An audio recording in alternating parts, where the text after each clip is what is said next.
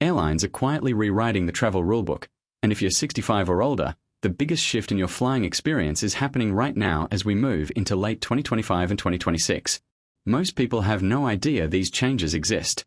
On the surface, airports feel the same lines, the same announcements, the same crowded gates. But behind the scenes, new standards have been introduced specifically to better support senior travelers. Here's what rarely gets explained. Whenever rules change, confusion often benefits the system more than the passenger. The less you know, the easier it becomes to pay for comfort you may already qualify for, or miss assistance that should have been automatic. But once you understand these updated protections, the airport experience begins to feel very different. Security becomes less stressful.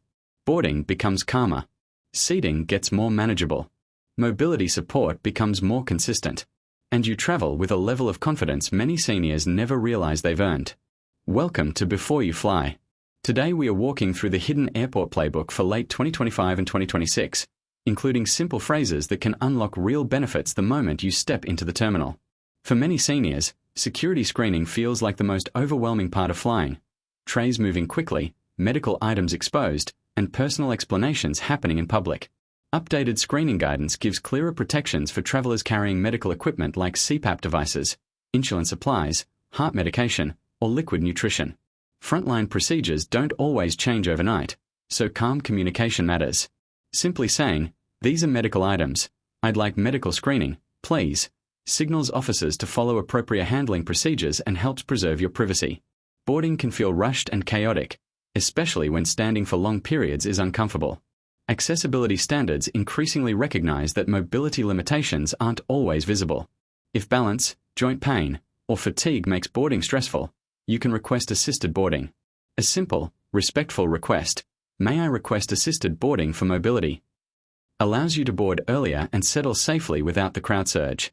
Traveling with a companion provides reassurance, and accessibility practices encourage keeping assistance travelers connected whenever possible.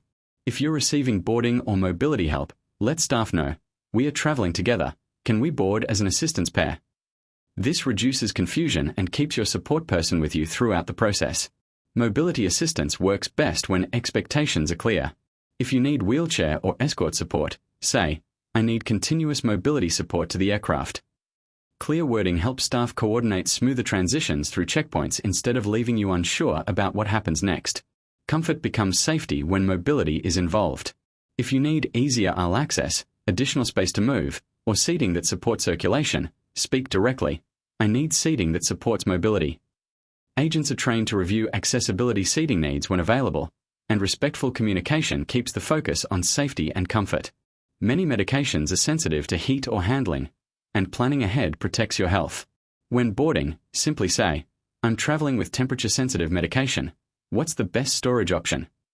This opens a practical conversation with the crew about safe placement during the flight. Busy terminals can overwhelm even experienced travelers. Many airports now offer quieter seating zones or accessibility waiting areas designed to reduce sensory stress. Asking, "Is there a quiet or accessibility waiting area available?" may guide you to calmer spaces you didn't realize were there. Medical supplies are treated differently from ordinary baggage, but clarity prevents misunderstandings. If questions arise, calmly state, "This bag contains medical supplies."